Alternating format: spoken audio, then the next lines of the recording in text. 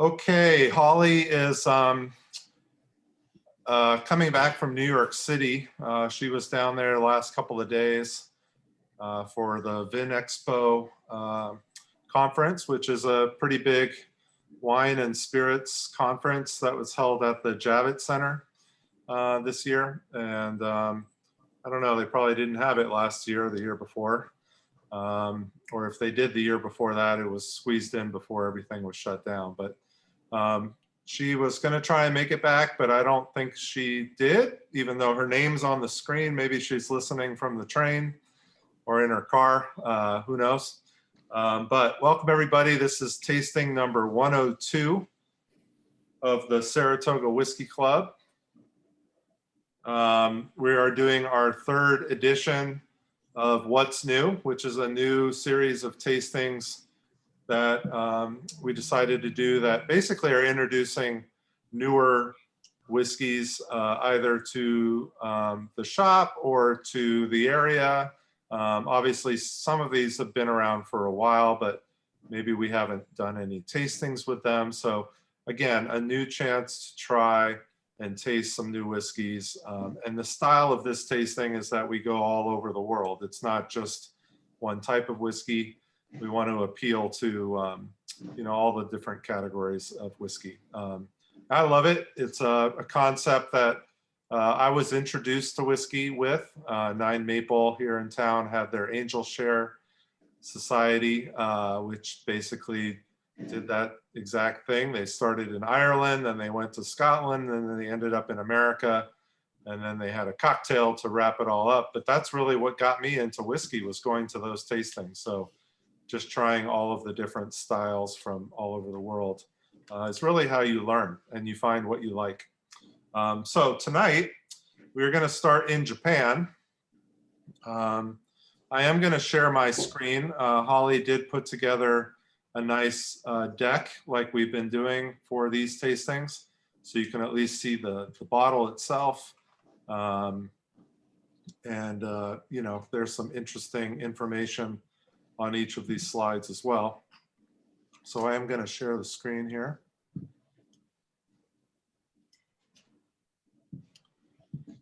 Yeah, let's see here. I'll start the slideshow. Okay, so here's our lineup for tonight. It's not in order of what we're going to do, but we have, all of these whiskeys to get through tonight. So I'm going to go ahead. We're going to start with this Mars bottle. Let's see, how do I do this here? Okay, here we go. All right, so we've done a number of Mars bottlings in the past. So I'll give you some information about Mars Shinshu, which is the distillery that this expression comes from. Mars is located about 3 hours west of Tokyo, really in a beautiful area up in the mountains. I went there in 2017, and really it was just an amazing. You got off the train and we walked up to the distillery. It was about a mile or so from the train stop, but just this beautiful backdrop. It's the highest distillery in Japan. It's located at 2,600 feet. It was founded in 1949, the distillery itself, but it didn't start making whiskey until 1985. They were, making other spirit. And then in 92, they stopped production when whiskey became out of favor. And then they just recently opened again 11 years ago. So Mars has a long history. However, it's only really been in the last 11 years that, we're starting to see more and more in the market. They did have some really older stuff, which is super expensive, but everything else is, going to be 11 years or younger. And tonight, we're doing the Iwai tradition, which we have a number of these bottles in the shop. There's, all sorts of different cask finishes with these Iwai traditions. And what we found is that it's aged in, initially aged in ex-bourbon casks. And let's see, what else do they say here about here? Mars does, makes sake and shochu and fortified wine. So there's a lot of things that are going on at this distillery. But this one itself, let's see here, the Iwai tradition is, it was named after a guy named Kichiro Iwai. He was a pioneer of Japanese whiskey and is inspired by American whiskey with a majority of corn and ex-bourbon barrels. He advised Mars to get into whiskey distilling, so he was the one who switched them back in 1985. He worked from back with Taketsuru back in the day as well. But Iwai tradition is a malt-driven whiskey. They typically use sherry, bourbon, and some wine casks, but the percentages are 30% malt and 70% grain in this. So it's mostly corn. Some of the corn is actually, the corn whiskey is actually sourced. But this one's finished in wine casks. And they don't say particularly what type of wine cask it is. Oh, they do. It's just Chateau Mars cask. It says it right on the bottle. I didn't have it in my notes. So let's give this one a taste. It's 40% ABV, so a good one to start our tasting with tonight.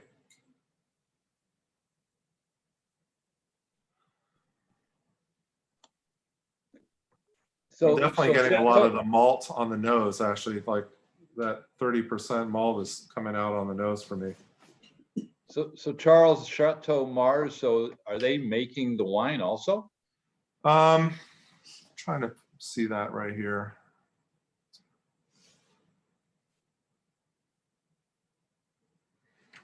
Oh, Holly says yes.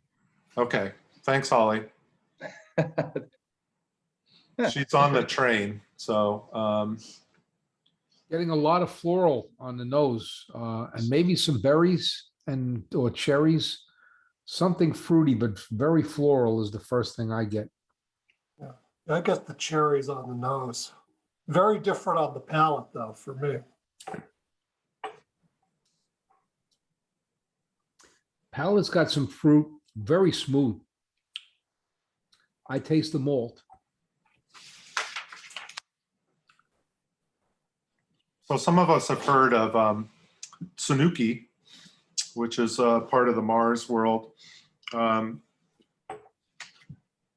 They actually have 3 sites now. They have Shinshu, which is what we're seeing a picture of on the slide here, which is up in the mountains. And then they have Tsunuki, and they also have Yakushima, 3 different sites, 2 distilleries, 3 different sites. They do some aging in Yakushima. But we did get in the shop when we opened some of the first releases from the Tsunuki distillery, which was pretty exciting. These are all going to become really collector's items, as most Japanese whiskey becomes. But Tsunuki's on the southern tip of Kyushu Island, which is down south, and Yakushima's even further south. So very far away from each other.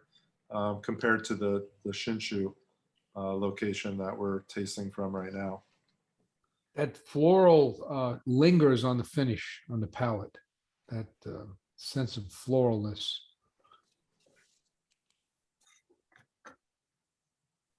It's probably fairly young whiskey. They don't say, there's not an age statement on this, and it didn't say anything online. But I'm going to guess it's probably in that 4-year range, something like that.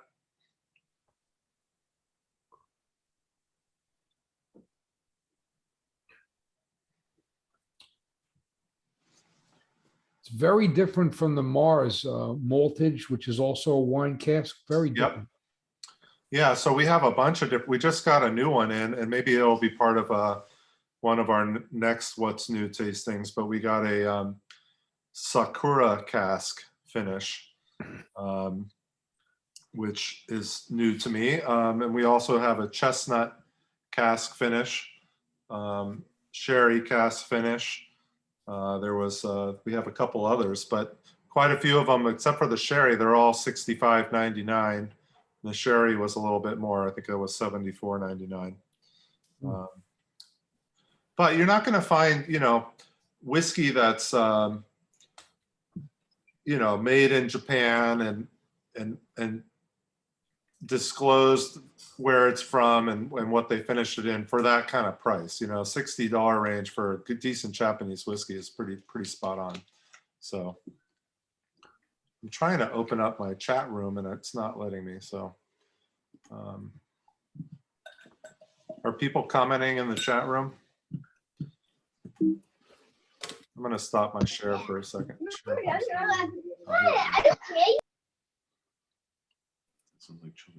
Oh, Sakura is a Japanese blossom. Tastes like candy. There we go. Thank you, Holly. This is a very easy drinker. I mean, I get a lot of sweetness. It's almost like a Japanese bourbon to me. On the palate, I get more corn than malt. I'm definitely getting on the nose a lot of malt that's coming through, but then the sweetness from the corn comes through. But I do get that wine note also on the palate quite a bit.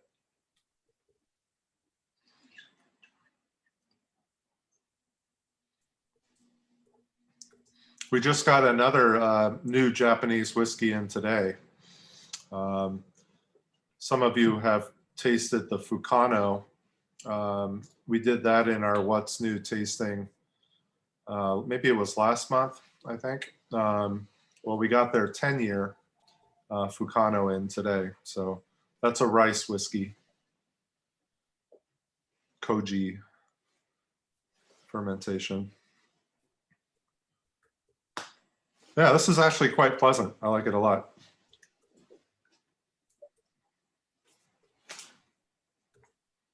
I wouldn't use that in a highball. I would just drink that by itself. I think the ABV is too low for a highball. Well, but most of the highballs in Japan are with 40%. Really? Yeah, you barely even taste the whiskey, to tell you the truth. But it is refreshing, and I think that's the purpose of it, is just to, have a nice refreshing drink. But yes, most of them are with a very low, almost all Japanese that they use in cocktails it's pretty low ABV. Okay, anybody have any other questions on Mars? We have a lot of different Mars here.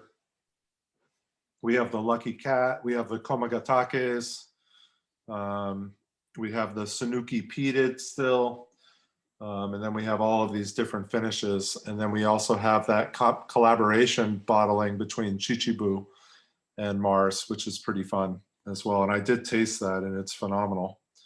It's expensive, but it's phenomenal. Any questions, anybody on Mars? No, all good there? Okay. All right, so now we're going to go to the Luck of the Irish. One of my favorite Irish whiskeys. This one's been around for a while. I remember being introduced to the John's Lane line quite a while ago, and of all of the different Powers whiskeys that I tasted, it was definitely one of my favorites. But we know Powers. Powers has been around for a long time. They're made out of the Middleton distillery just outside of Cork, which is where Jameson is made, Redbreast, you name it. There's a lot of whiskeys coming out of that distillery. Even Writer's Tears, which was coming out of their another distillery for a while. They're even contracting now with Middleton to have their recipe made at their distillery. But so some of you've heard of the Gold Label, which is, that's probably the biggest Powers that we know about. And then there's the Three Swallow, which came out, which is another pot still. And then the John's Lane. And the John's Lane is a 12-year pot still Irish whiskey. And the name comes from the Johns Lane Distillery, which opened in 1791. I'm going to see if I can share the screen again and be able to see the chat room. So I do have a slide on this one too. Let's see here. Here we go. Oops. Oops. A little sensitive. Here we go. So yeah, there's a picture of it right there. The Johns Lane Distillery in Dublin. It opened in 1791. It was opened by James Power. It was on the Thomas Street in Dublin. They were a really great distillery to work for. And for those of you who know, Ireland was the Mecca of whiskey in the world back in those times, in the late 18th and pretty much for the whole 19th century. Ireland was where it was at. A lot of things caused Ireland's downfall in the whiskey world, but supposedly his distillery, or the James Power distillery, was a great one to work at. Just a little bit of history on Ireland and their whiskey. They went through a really rough time from really the end of the 19th century into the first half of the 20th century. At the end of the 1800s, they had 88 distilleries. And then we had Prohibition. It was a big problem. We had both World War I, World War II. We had, the English with their taxes. We had, lots of things. They really depended on the US. And when Prohibition hit, that was a really, really big deal for Ireland. But then in the 1950s, there were only 5 distilleries left. So they went from 88 all the way down to 5.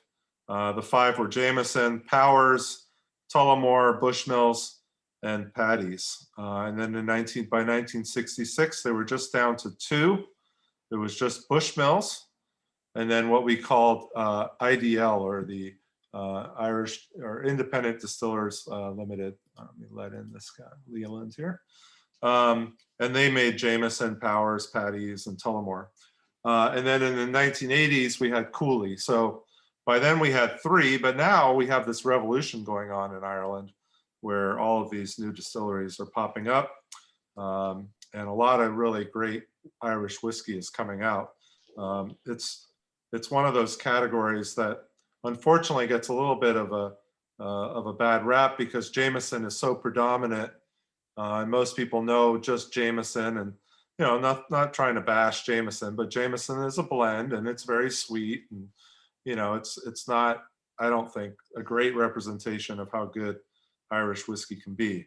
However, one of the things that Middleton does well is make pot still whiskey.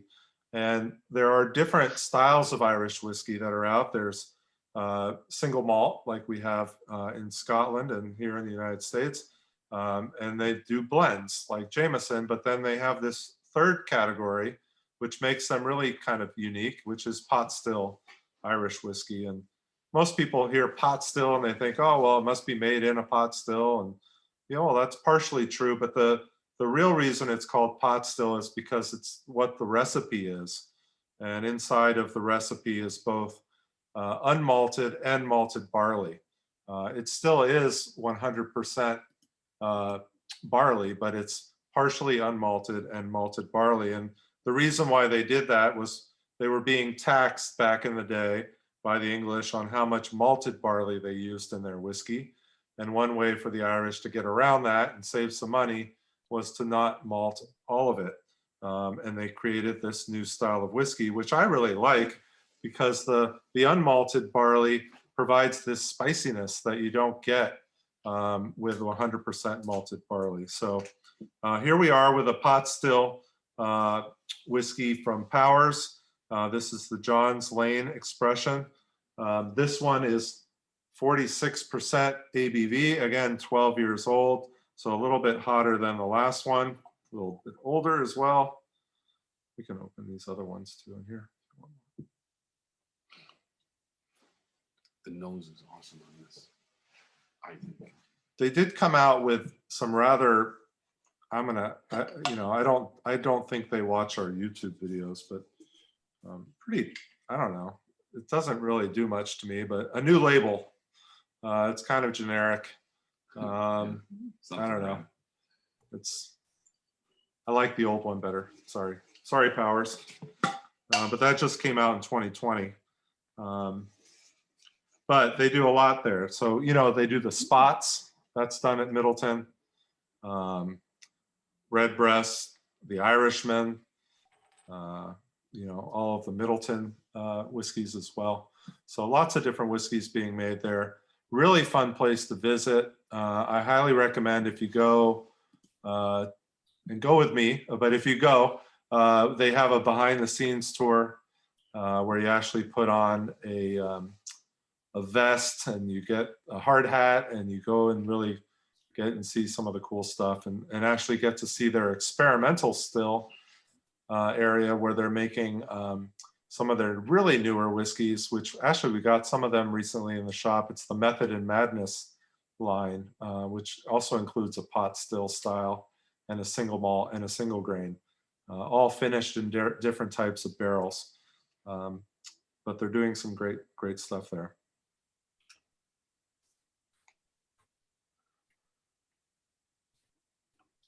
So James, you said very glad that Ireland is no longer the Mecca.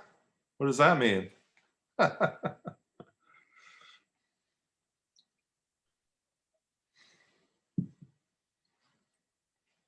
don't know if he's listening. Oh, it's his least favorite. Okay. I take offense to that. I don't know. I really like this one. So. I'm loving it. I'm getting coconut and tropical fruit and, Really good. maybe a little vanilla. Yeah. Light spice. I mean, I really like this. Yeah, this is a really great, when I have people come and ask me about Irish whiskey and, or if you're at a bar, and lots of bars don't have some of the, more special things but a lot of bars have this and, from an Irish standpoint, this is a really solid pour. There's nothing wrong with ordering one of these at a bar. Very unique too. I mean, compared to a lot of the Irish whiskeys that I drink all the time, Yeah. this one does have a special quality to it. I'm sorry if Yeah. I missed it, but what's the price point on this? Yeah, I forgot to write them down. It's right around the bend. Can you see that? It's Powers right there on the shelf. 64? 67. Yeah. Which again, for a 12-year pot still, that's Very not good. a bad deal. It used to be cheaper. All of these things are going up. I remember when John's Lane was in the 50s. So it's gone up about $10 or so in the last couple of years. As well as everything else. Yeah, Three Swallows, Andy, is really good. I really enjoy that as well. We did that actually, a tasting with the club when it first came out. We tasted Three Swallows actually at Harvey's. Yeah, that's another Powers. Yep.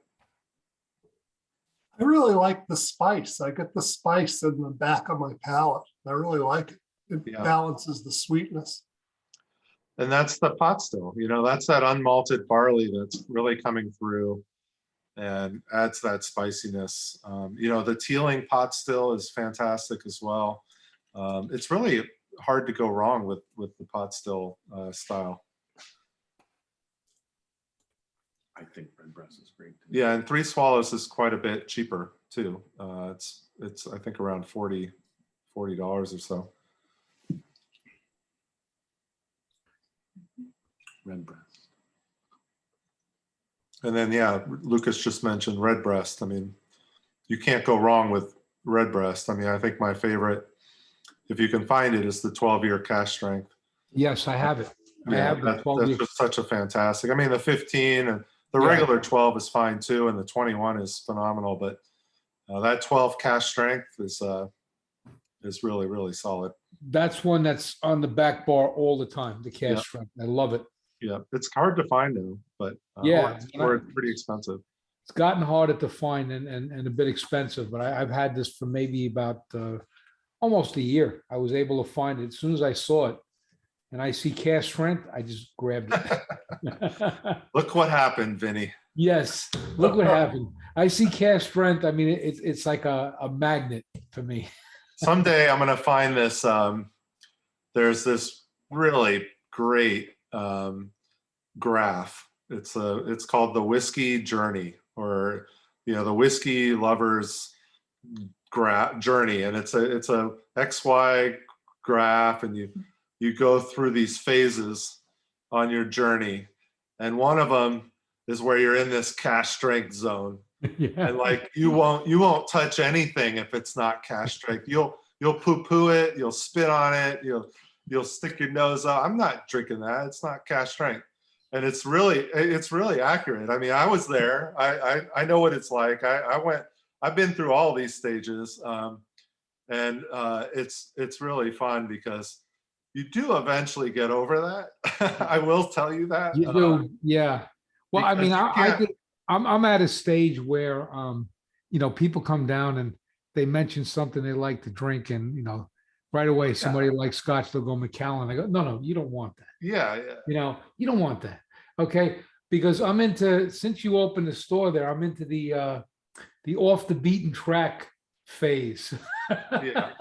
Well, there's that too, but there's a point also. It was pretty funny on the graph. Yeah. And it was before the cask strength only zone, but it was where you realized how good old Grandad 114 was at $29 a bottle. Yeah. And you would go out and buy like 2 cases of it because you were worried that it was going to disappear or that it was going to go up to $50 a bottle or something like that. And it's just, the graph is so spot on. I got to find it. It's really, really funny. But you do eventually come back down to reality. You're never Good to gonna. know. It's a never-ending journey, so you're always on the graph somewhere. But all I can tell you is now I want to go to Ireland. Once you got a trip planned, I got to talk my brother into it because I got to drag him to Ireland too. Yeah, no, it's great. I've really loved going back every year. So I've got. I'm not sure this club will get past the cask strength stage, though. Oh no, There's it a real will. bias in the club. No. See, it will. It definitely will. I mean, I've already seen it starting to happen. So, I see it with the calendar. People say, "Oh, how great some of these 40 to 50% whiskeys are," and maybe they think they're 55, 60, and they're actually 45. So it's happening. It's slowly happening. This one at 46 is awesome. Yeah. I mean, really, it's like, yeah, I definitely want that on my shelf. It's good. I love it. Yeah. Okay. All right. Enough blabbing about Ireland. We'll save James from any more punishment. We'll move on to another country. Okay. We're going to move on to Scotland.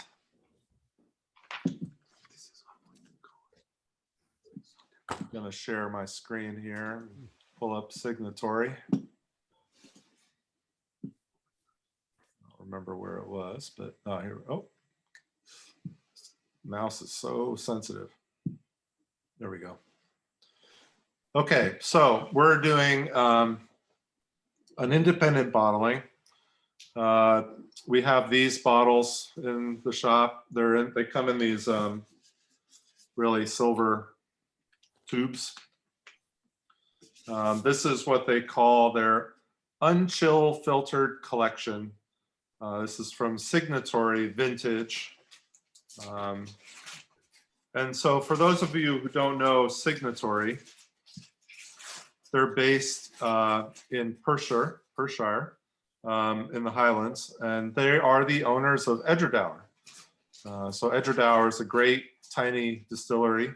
It's not the smallest distillery anymore, but it is a really tiny distillery. But Signatory is an independent bottler, so they go out and buy casks from all over Scotland. And, I don't know if they've done any non-Scottish whiskey, but They have different collections. One of them is the Unchill Filtered Collection, which is what we're tasting right now. They have their Cask Strength Collection, which are those beautiful perfume bottles. You see that right in the center of the slide. And then they have their Single Grain Collection as well. They were established in 1988 by a guy who managed a hotel in Edinburgh. And their first bottling that they released was a 1968 sherry matured Glenlivet. I bet that was delicious. And then in 2002, they acquired Edradour from Pernod Ricard, and all operations for Signatory moved there. And let's see here. They don't buy new make, just young casks that they can then mature themselves. And they don't like to get too fancy with their cask finishes like some other independent bottlers. And in 2020, they had about 4,000 casks that were maturing. So not that big. I mean, Scotch Malt Whiskey Society had told me that, you know, they've got 20,000 barrels right now maturing around the world, actually. So, you know, 4,000 is small compared to that. But we're doing, this one's from Milton Duff.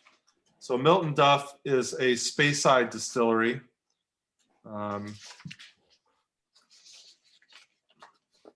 This is first fill bourbon. This is also 46% ABV. 9 years old, so a little younger than the John's Lane.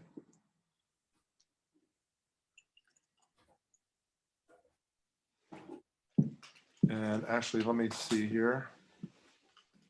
If I have something I could share on Milton Duff. That's very different.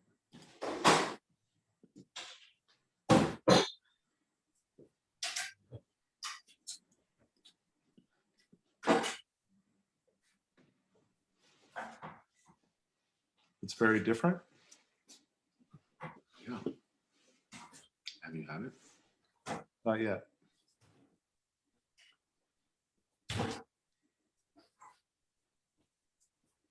There was a trying to find this email. Signatory was one of the first independent bottlers that I was exposed to. My brother-in-law, who's a big fan of Edradour, he started buying Signatories, and I've been through quite a few bottles of them. I have right now, I have the Duff Town 1997, which is unchill filtered. This is the youngest one I've had from them. Yeah, that is really good for a young whiskey. It's awesome.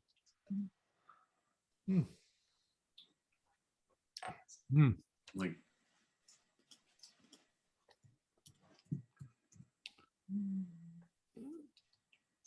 it's hard. It's hard. Like, I want to rate them. Like, I know I'm supposed to separate, like, compare it with the more. Yeah, Holly had sent me an email with some links, and I can't, for whatever reason, find it. Let's see here. It was on Monday.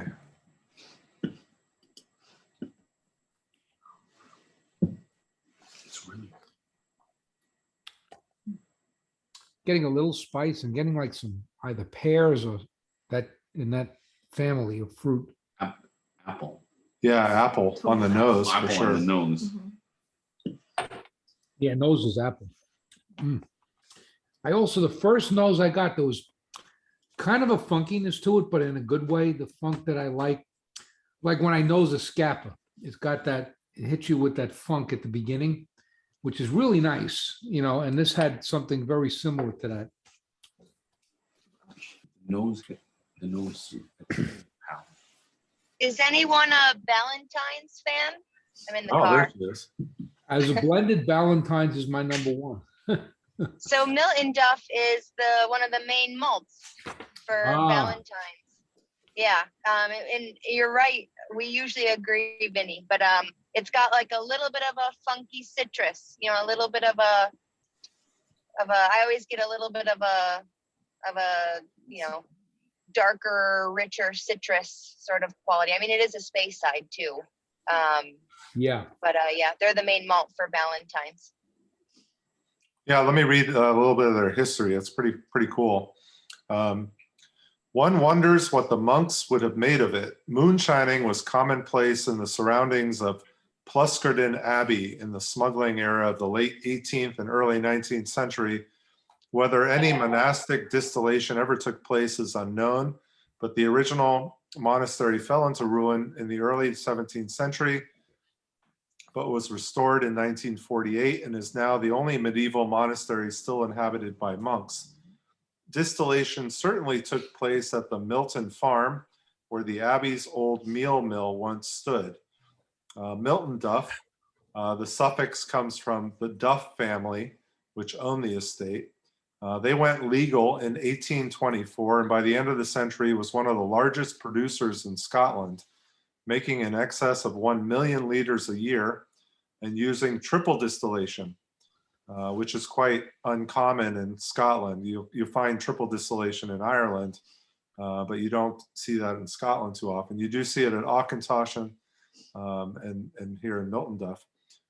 Its next landmark came in 1936 when it was bought by Canadian distiller Hiram Walker, which was beginning its Scottish expansion with Ballantines and Dumbarton. In 1964, a pair of Lomond stills was installed producing, or Lomond stills was installed producing a malt which was named Mostowy. The stills operated until 1981. A significant expansion in 74 saw capacity increased in 2005. So they have capacity increased more than 5 million liters per annum with 3 pairs of stills now operating. In 2005, it became part of Chivas. So let's see if there's anything interesting in there. Yeah, pretty standard distillation. I'm just looking here. Nothing standing out as being too different. Yeah, so right in the space side. It's actually very nice. It's this one's, what was the price of this one? It's up on the shelf there.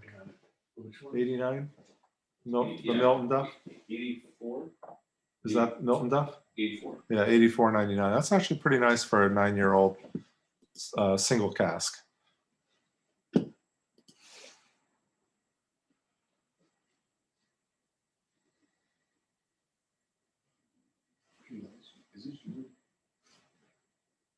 What's that? Is this your berry? No. Oh.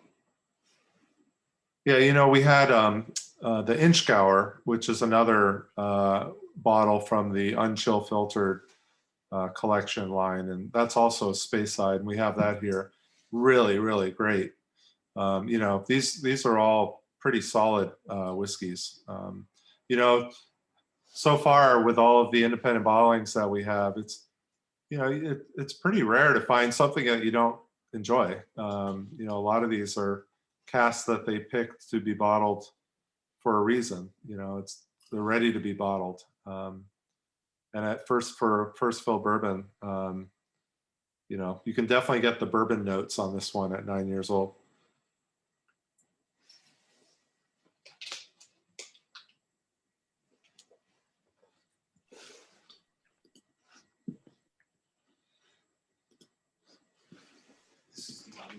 This is the other line. Yeah, the perfume bottles are the other line. Yeah. Lucas is here in the shop, so, and Rebecca's here too. So, if it looks like I'm talking to myself, I'm not. You don't have to explain yourself. You all know me too well. It's when you answer yourself that there's a problem. Well, hey, Charles. Then we're gonna see somebody. I could pull. I don't know if any of you guys saw the reel I did with the cat. for the shop. I did a reel. It's really horrible. It's on Instagram. It's for our Nulu toasted rye. It's actually quite embarrassing, but it's pretty funny at the same time. You know, I've never been a ventriloquist, and I don't plan to be one. Don't quit your day And job. based on that reel on Instagram, I will not be one for sure. Charles, I'm sorry to say, but embarrassing reels doesn't narrow it down too much. You have to go on Instagram and take a look. By the way, that was an awesome article on the shop and that Holly wrote. Awesome, really great. What a cool publication, huh? Yeah. Yeah, I mean, really well done. I wish we had that here. You know, I was pretty impressed by the layout and everything. Definitely better than Whiskey Advocate, like by a mile. Yeah, it's pretty good. So now we're famous in Canada. So we're hoping when all the Canadians break through after COVID, you know, they're going to stop at first fill on their way to New York City and stock up. You're not that far off the Northway. No, I know. I got a lot of Canadian relatives. I'm spreading the word. I can't wait to get back to Montreal. Yeah, me too. I want to go there too. Me It's like the too. first trip. As soon as they say go.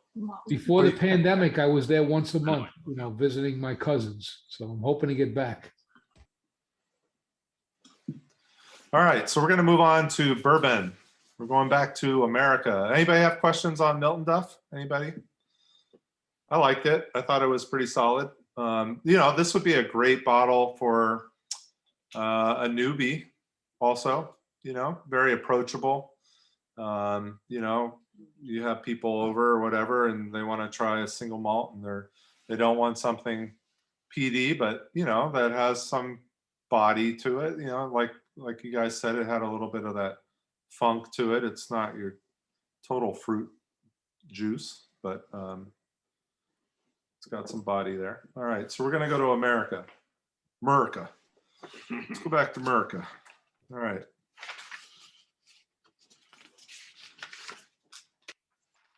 We're gonna go to Waffins. So interesting.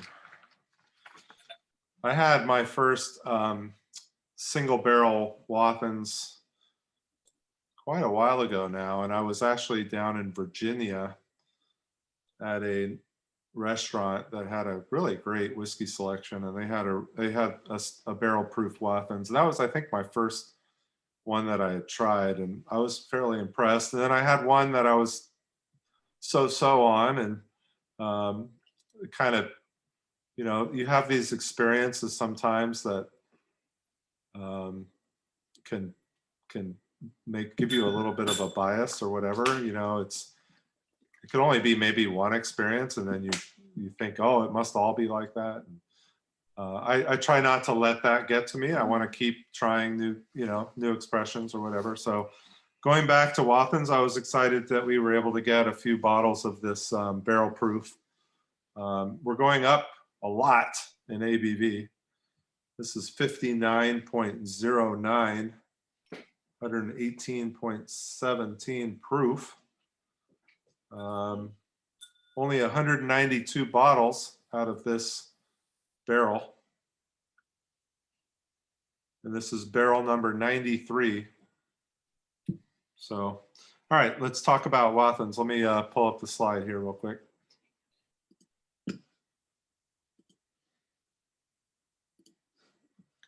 All right, hold on a sec.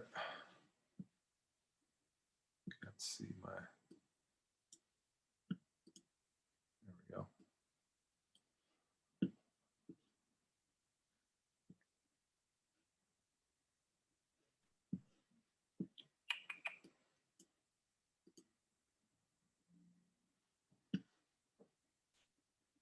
All right, that's Stellum. Yep. There we go. You guys see that? All right, so the Wathen Medley family. We do have the Medley brothers.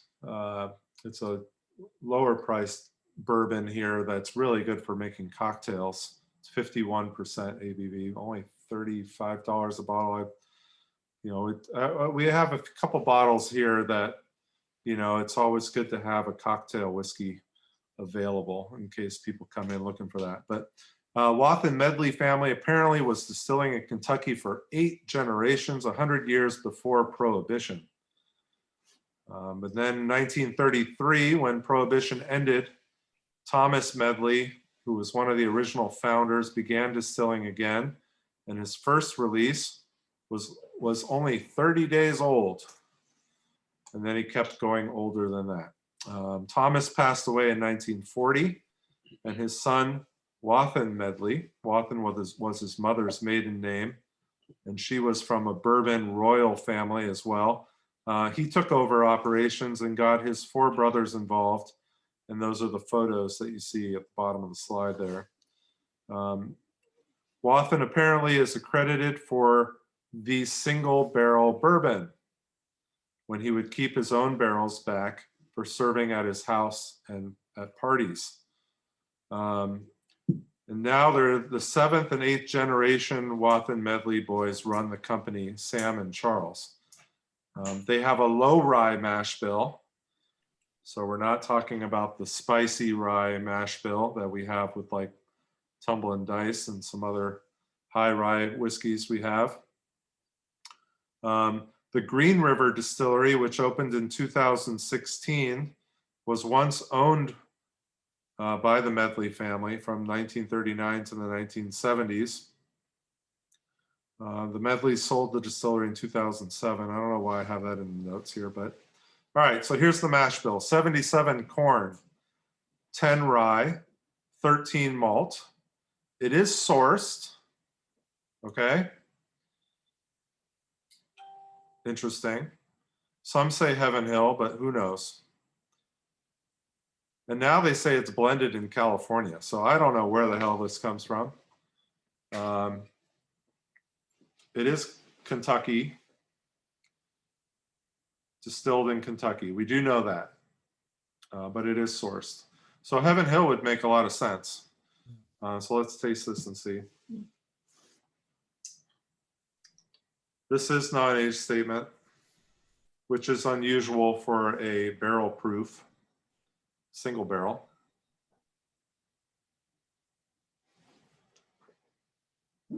I wonder why. I've had the Wathen's core expression. In fact, I have a bottle of it. Somebody gave it to me as a gift, which is okay. This is slightly better. I wouldn't say it's one of my favorites of the night, but it does have a, I do get the oak in it. Lots of alcohol on the finish. It's earthy. It's, subtly spicy. That's my take on it. I'm getting like a lot of bright, like cherry cola on the back of the palate finish. It's like this explosion of ripe, bright cherries. And I mean, I do feel that alcohol as well. It is high. I mean, there's no question. 59%. We're way up there. We've jumped. We've pushed the accelerator quite a bit. So my first sniff on the nose, I'm going to use something that maybe the Scotch malt whiskey society might use. I get Play-Doh. So Charles, why did you pick this one for this tasting? Well, we wanted a bourbon, and this is pretty limited. There's only 192 bottles of this barrel, so we only had 3 bottles. We actually only have 1 bottle left at this point. So it was something that was sitting on the shelf for a while. We hadn't tasted it either, and we really wanted to see what it was like. It's what's the price? $78.99. So it's not cheap. Yeah. It's definitely a kind of a unique bourbon. So okay, it was just curious because it just seemed kind of out of left field. Oh, really? I don't know. Okay. Well, I mean, we're jumping around. You know, that's what this tasting is kind of all about. I love it. I'm not complaining. I was just curious. Yeah, yeah. It's very interesting. Yeah, well, I mean, when you go from 100% malted barley Speyside at 46% to a high corn bourbon at 59%, yeah, it's gonna make you think Better. twice. My tongue. Still good. Oh yeah, yeah. Pretty good. I wouldn't say it's one of my favorites. And, you know, the Waffins, I think, is an okay bourbon, at least their core expression. Yeah. So the second Slightly better. bottle that I had was, I don't even know how to describe it. It was a while ago too. So I did kind of stay away from it, but you know, when we had the opportunity to get these, you know, I was the mash bill again. yeah, sure. This is 77 corn, so really high corn, 10 rye, and 13 malt. So it's one of those unusual mash bills where the malt is higher than the secondary. So the malt is the secondary.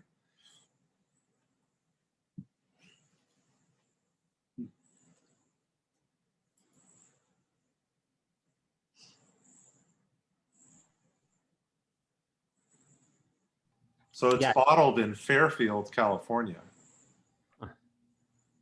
If it is Heaven Hill, it's got a little peanut. So Uh-huh. I usually get that with Heaven Hill stuff Yeah. a lot, Craig. No, I agree. I would not be surprised. I mean, from what I read online or what Holly read online here, a lot of people thought it was Heaven Hill. And it would make sense. Oh, maybe she got home. She joined again.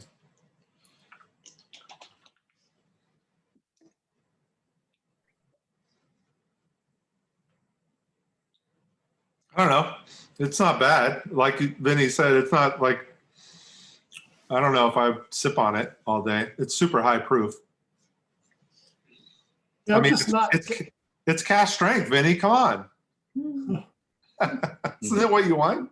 Yeah, it is. You know, and for a cask strength, I wouldn't say it's something I dislike. I do. It's a neat sipper. Did you add water to it? Yeah, I tried a few drops that did smooth it out quite a bit, and it's good. It's actually a very good bourbon. I think Wathens is pretty solid. Yeah. You know, as far as bourbons go, it is a pretty solid bourbon. Is it my favorite bourbon? No, but you know, it's hard to find my favorite bourbon. You know, especially with all the choices here. Yeah. It changes like daily. Yeah. And it is hard if you like, you know, as much of different styles like you do, you know. Yeah, I mean, I think it's like I'm probably lean more toward a weeded bourbon. Okay. But if my brother's up for a couple of days, he likes the high rye. You know, that's his thing. So if I'm drinking that for 3 or 4 days, that becomes my new favorite. If you guys haven't been in here to try the light whiskey that we have in the shop, just come in and try it. Ooh, I will. We only have, I think, 24 bottles left. We started Wow. with 66. We got it in last week. We have people from all over the country calling us, asking if we can ship it to them, which we can't. But it is really special, and it's unique, and it's just a fun new style of. Well, it's not new; it's an older style of whiskey, but new. When you say What do you have to do to light start whiskeys, shipping? what are you talking in terms of? Well, I'll do a quick light whiskey explanation, but I don't want to spend too much No, time no, because no. we're Sorry to not ask. tasting it. But light whiskey was created in the late 60s because of the popularity of clear spirits. And so whiskey was having a tough time already in the late 60s. And they were looking at ways to, you know, continue to have some of the market share. And so light whiskey was created. And what it is it's coming off of the still at a little higher than the legal amount for bourbon. So bourbon is 160 proof. That's the legal limit. Anything above that cannot be called bourbon. So light whiskey it can be anywhere between 160 and 190 proof. However, most light whiskey is between 160 and 170. It's not much higher than bourbon. And that's proof. We're not talking about, color or any of that kind of thing. But the other big differentiator is that it can be aged in a used barrel or a virgin American oak barrel. It doesn't have to be in a new charred American oak barrel. So bourbon does.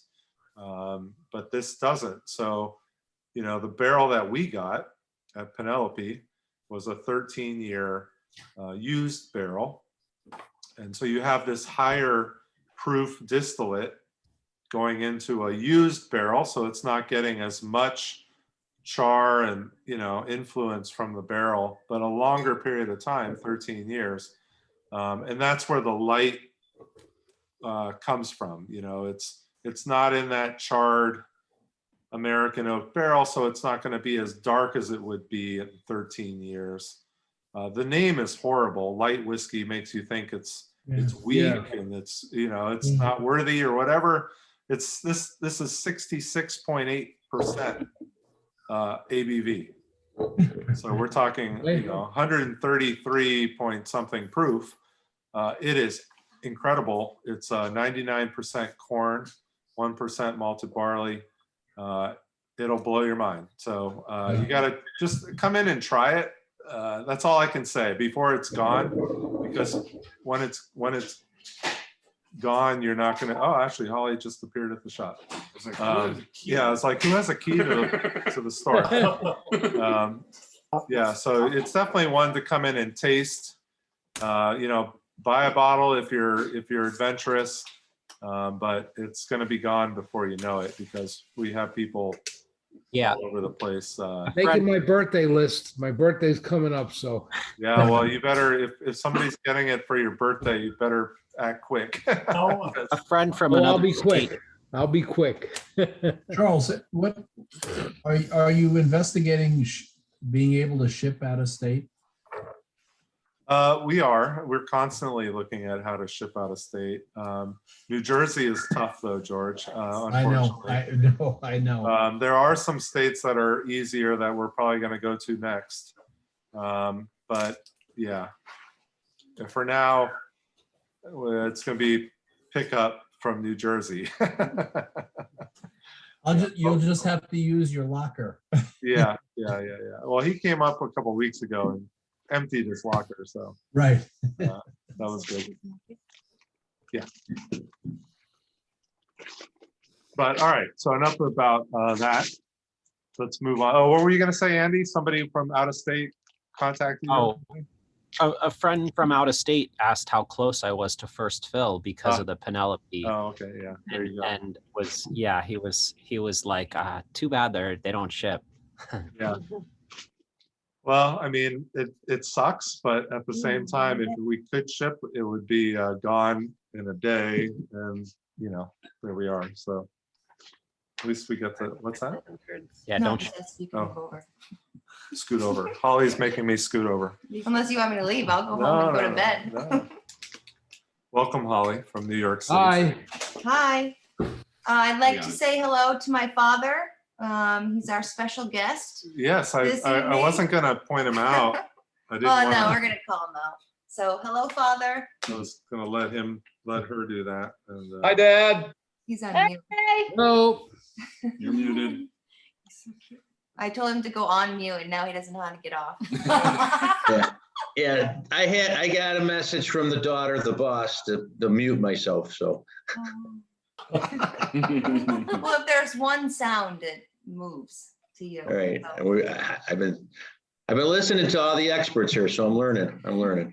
so, Okay, so we're gonna move on to Stellum. A lot of us have been familiar with Stellum because of our single barrel, our shop barrel that is no longer in existence. Thank God I have 3 bottles. That was a special one. Thanks to Holly picking that out of 24 different barrels. All right, but this one is going to be pretty good too. So I talked to somebody a week ago or so who came into the shop, and he had tasted, it was Jack Rose. Of all places, Jack Rose in DC did a single barrel of Stellum Rye. And when I think of Jack Rose, I think of Scotch personally, but that was pretty cool. And he said it was one of the best ryes he had ever tasted. So I was pretty excited to taste this tonight. Now, this isn't a single barrel. This is a blend of cask strength whiskeys, but this is 58.12%. And it's only $50. So it's a cheap bottle. So I want to explore doing a single barrel of Stellum Rye. That's one of the barrels that I want to look at this year and possibly see about doing. But Lucas says he's in. Just the nose on this, I'm like, I can't wait to taste it. Yeah, so Stellum comes from Barrel craft spirits. We've all had a lot of Barrel craft spirits, I think, here in the online group. Stellum was their new entry into the world late last summer, really early fall, basically coming out with a medium level offering that wasn't as expensive as a lot of their products. A lot of the Barrel craft spirits products can be pretty expensive. They're usually very good, but they are pricey. So Stellum was their hello America, we're reasonable approach. And as you can tell with our single barrel bourbon at $50, it went bye pretty quick because it was pretty special. So, they're trying to reach a new market. Now they do have Stellum Black label now, which is kind of funny because it's getting up there in price, closer to what the original Barrel craft spirits pricing was. So that kind of makes you question why they do that. But yeah, so this came out actually March 2021 is when they started. I thought it was later in the year. But this is their rye. So I have not had this before. I used this in a chocolate and rye pairing for a corporate event, and it was a crowd favorite. Yeah, it's got rich chocolate sweetness, but obviously, that rich kind of tobacco pepper spice. Sorry. Did you hear that? No. Oh, it's your knee? No, that was actually static electricity. That's your knee in the chair. Yeah, I had actually listed all of that: chocolate, tobacco, and pepper. I got that immediately. Really liking this one. Yeah, this is really tasty. Which a lot of MGP will have a little bit too much dill for me. But this one, I think maybe it might be hidden in there, but it's definitely a richer MGP. So maybe they're blending that way. I find myself trying to compare this to the New Riff toasted rye, which blew my mind. Oh, the malted rye? The malted rye is just, dangerous. Yeah, that's a great dram. Yeah. This is quite different. It's different, way different, but I love it. Spicier. Yeah, much spicier. Yep. Yeah. That's what I like about it. You remember we talked about pot still Irish whiskey and how the unmalted barley provides the spiciness. When you have that malted rye, that's taking away some of the spiciness. So this one's not malted rye. This is the full blown, raw rye grain. And I find with 3 drops of water, it actually brought out more spice, which is kind of unusual for me, but it definitely got more. Although, I'm 5 grams in, so my palate could be a little. That's what I was thinking. I was nervous to put the Canadien last. That's why I had it first on the slide. I thought we might need to do it. I don't know if anyone will be able to taste it. Hopefully we can taste the Canadien that's coming up. I could drink this all day. Drink some water. So I'm basing Yeah. this tasting off of how Nine Maple did it. All right. So it didn't matter the proof. You just kind of went. It was, you started in Japan. I mean, not there, but you start with, you stick to your order. All right. And, you know, if it's peated to begin with, then Who so cares what? if you can taste it? That's why it's called What's New, right? Just eat a piece of chocolate, drink something else. Get some seltzer water, everyone. Clean the palate. Yeah, I'm gonna need a cup of espresso when this is all over. Do you have a mash bill? Yeah. Actually, 95.5. It's yeah, on the screen. 95. On the side. I can't see this. Oh, you can't, you're right. Yeah, there's the slide.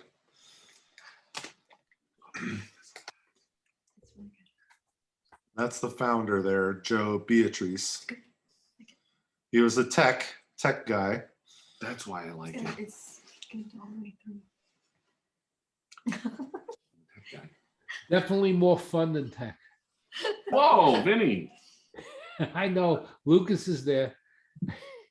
Don't you want to open a bar? What do I know? My wife's in tech. Make fun of me and then. I want to open a soccer bar. Yes. My wife's in tech. I'm retired. So for me, it's like, I don't know what's more fun being retired. Lucas is going to open the first whiskey soccer bar. Nice. I'll be there. I'll be there. It's gonna have beer and peanuts too. Oh, well, forget Gonna that. have the Premier League on. We can start with the whiskey first. Premier League, Soccer, it's Really rugby games on. time. Six Nations. Yeah, Chelsea rocks. Chelsea rocks. Have that Premier League on. Six Nation Rugby, is that what he said? Yeah. Yeah. Yeah. My brother would love that. He played rugby for years.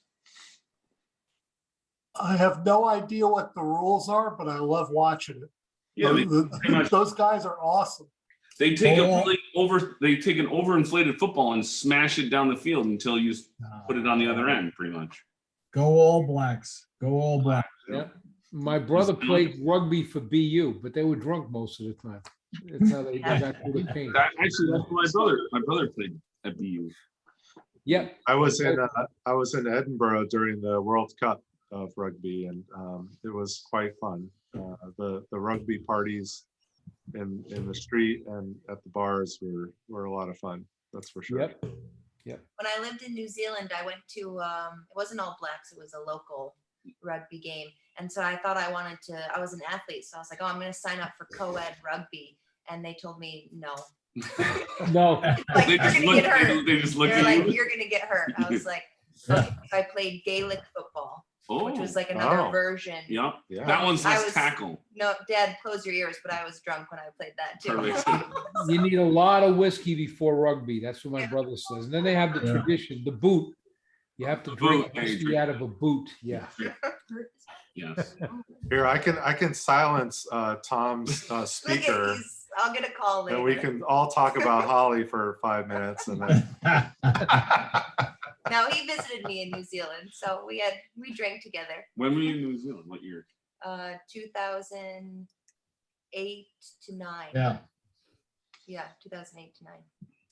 I was in Singapore and I was watching the World Cup there and the parties were just out of control. Wait, was the World Cup in 2008, 2009 time frame or no? There was a World Cup in Australia in maybe 2010. I don't know. I don't know. We actually learned the haka when we went there. It was like part of the training. Yeah. It's interesting. All right, Anyways, we're gonna go do ahead, Canada. next month. We're gonna do What's New Rugby. We're gonna have a show dedicated to. We'll probably have like 3 people join us, but you know that'll be okay. There is a cable channel that covers international rugby, just so you know. Okay. You have to drink heavily before the tasting starts. That's Can you get someone who can explain the rules? No. My brother. No. All I know is the hooker is the one that goes up by their shorts, right? The rules, total chaos. No. Yeah, they like hold them up. Aussie footy is total chaos. That's the worst game. All I can tell you is I watched a cricket game at Cambridge when I was there for like a month, you know, at a seminar. I still today, I don't know what the hell went on. So Wait, what's forget the about rugby. Irish one with the? No, I'm telling you, Cricket. No. Australian footy is it's like 24 people on each side, and they just kill each other. I mean, the injuries, they carry off half the people from the field. It's unbelievable. Can we just get back to highlight, please? Yeah. At least you can bet on that. Got your app? All right. So enough bizarre sports. We're going to get back to baseball. Oh, wait, sorry. Whiskey. All right. We're going to Canada.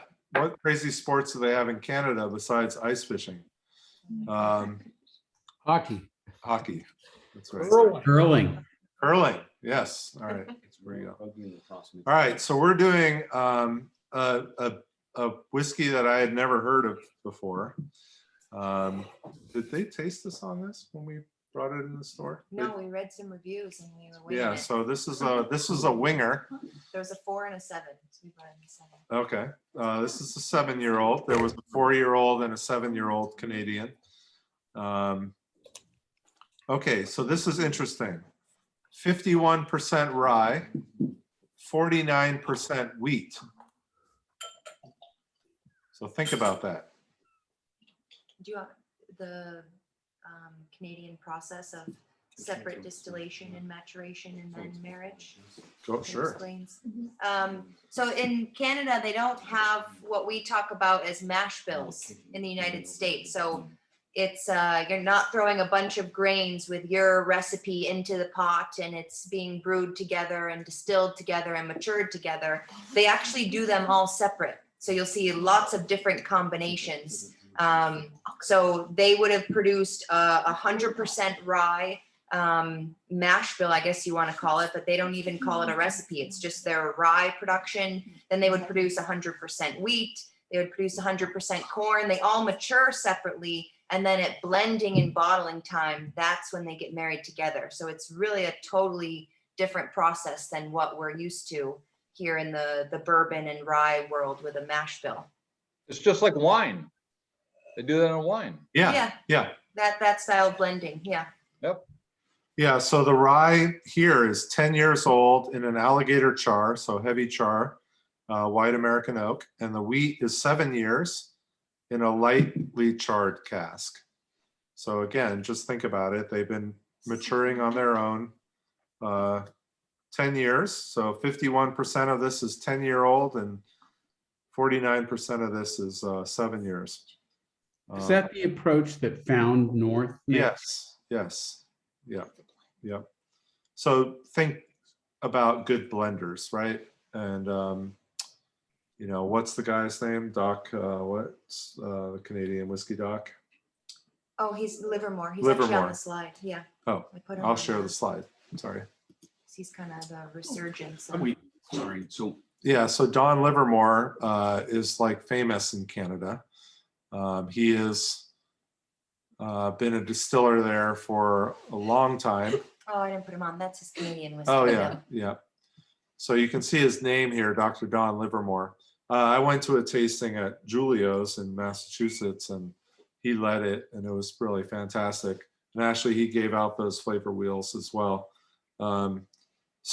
Probably the most knowledgeable whiskey geek that I've ever met. I mean, this guy is a scientist, true and true. But, they're very much into their blending. They're very good blenders. And he is, talk about an absolute superb distiller and blender. This guy's palate is something else, but He didn't make this though. No. He's just like the Canadian. yeah, guru. but just in Canada, that's what they're good at. Just kind of think about that. Just as the style of whiskeys. And actually, I talked to one of our reps this week, and we're gonna get some older JP Weiser stuff to taste next week to see if we're gonna bring it into the shop. So there could be more Canadian coming in soon. So that could be pretty cool. Those for me, I'm getting mothballs. I don't know what it is, but I don't know, maybe I've just had too much already.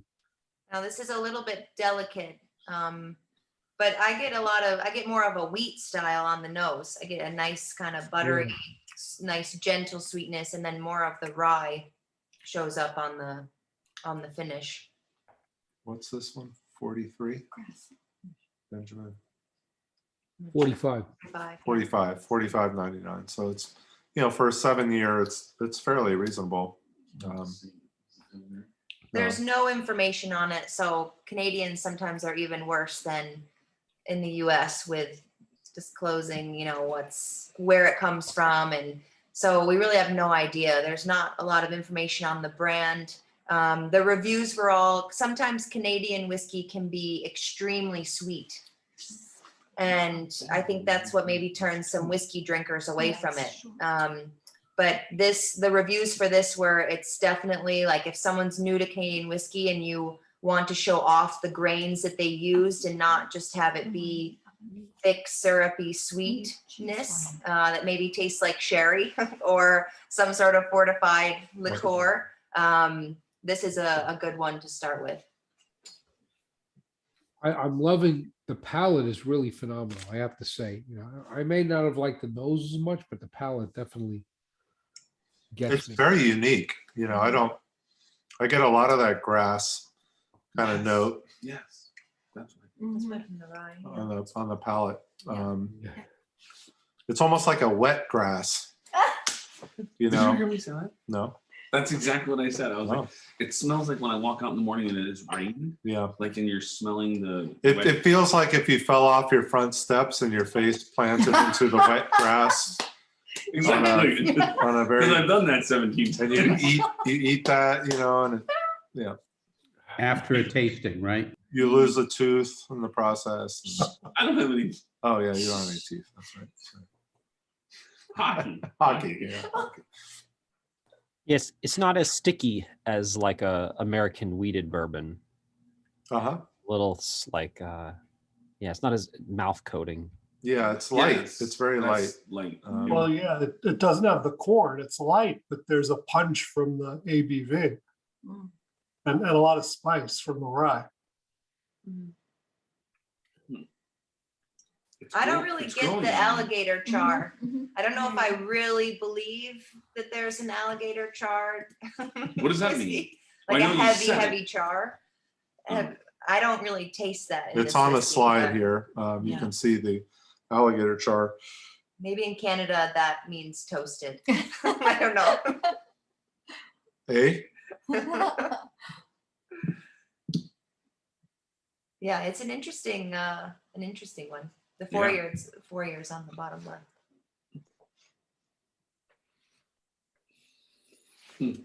Yeah, I don't know. It's fun. It was Again, different. that's what this is all about. What's new, right? So we're trying to taste things that are new to all of us, right? Not just new to the store, and Holly and I as well. I mean, if it wasn't for her chocolate rye tasting, she wouldn't have tasted the Stellum Rye, and I'm tasting that for the first time tonight. And it's really great. That reinforced my interest in doing a single barrel with them on a rye. I think that would be great at some point. Not yet. We're spacing out our single barrels a little bit, so we don't want them to come too hot and heavy. But We have tasted so many incredible ryes. I mean, I yeah, think before I started tasting ryes and joining this club, rye for me was always that cheap stuff that you mixed with cocktails. But I mean, it's just so elevated. It's beautiful. and it's so different, right? Yeah. I always thought, and I always, when I first really got into rye, I mean, Michter's was always one of my favorites. Their toasted barrel rye is still one of my absolute favorite whiskeys. But Pikesville, and some of you've had Pikesville out of Heaven Hill. That to me was always like a really great rye, and that was the one I would recommend to people. And it was a decent price point, and I still enjoy it when I drink it. But I thought that that's what rye should be. And that actually turns out to be a pretty low percentage rye. And I've been loving a lot of the ryes that we've been having, you know, and then our Nulu toasted rye. I mean, talk about just a variety of flavor profiles just from the rye by itself. And we have a James Pepper one coming pretty soon, which is a little bit more traditional, but superb. You know, I think we got lucky with that barrel as well. So that'll be coming probably in the next month or so. And yeah, rye is, you know, I mean, we talked about it. Our second tasting as a club back in 2016 was rye.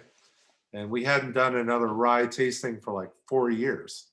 I mean, it's how long it took for us to jump back into rye. And, you know, now we're doing rye like all the time. So it's pretty cool to see how many new ryes are out there as well. And it really is. Dave and I did a rye tasting at Astor Liquors in New York, or a course actually, like 4 or 5 years ago. And the ryes available now, just hands down, much more interesting than what we tasted there. Right. Yeah. So I'm thinking a rye tasting Rascal and Thorn tour is coming up. The first rye that really got we me. do a was- lot of rye already on our Kentucky Just go to trips. But Indiana. Yeah, I know. First rye that really blew me away was the Peerless, and that's the first bottle of rye that I think I bought to add to my collection. Now I have so many. yeah, oh, it's great. I mean, it definitely has its place, that's for sure. And, you know, just like we were talking about cash strength earlier, and, you know, it's all about what do you feel at the moment? You know, that's why I like to have a variety of different whiskeys to choose from. It's because I don't always feel like bourbon or Scotch or whatever. I mean, I want to, you know, what fits the moment, right? Mood. And it's kind of nice to be able to do that, and to do it with everybody as well, and try these things. So.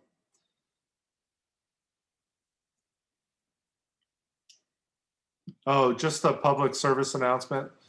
I think we have a date for Drams for Fams. So for those people who are out of state and want to try and be here, I'm going to tell you what is penciled in is May 25th. It's a Wednesday. It's the last week of May, and it will be at Henry Street Tap Room. Just before Memorial Day, huh? After Memorial Day. After? Oh, it's early. This Oh, year? no, excuse me. Yes, before. Sorry. I just looked. Yeah, before. But that's a Wednesday. Always a special event with the club. And we're going to go back to Henry Street, which is where we used to do Drams for Fams before COVID. So we actually had one scheduled on the calendar for 2020 at Henry Street already when COVID hit. So Ryan was here today at the shop and got that set up. And we're going to be doing other tastings at Henry Street also going forward. Kind of, you know, the Angel Share is stopped at 9 Maple. So we're going to try and do a tasting at Henry Street to maybe fill in that little bit of void that's happening in Saratoga. So Like once a month. yeah, it'll be once a month. Awesome. Yeah. So it won't be called Angel Share, but it'll be called something else. Ryan share. Ryan Share. There it is. No, that sounds like a charity or something. We're not Right. doing that. Hopefully Ryan pays for it. All right, guys. Well, we're gonna close up here. It's been an hour and a half. That's probably pretty good for our What's New tastings.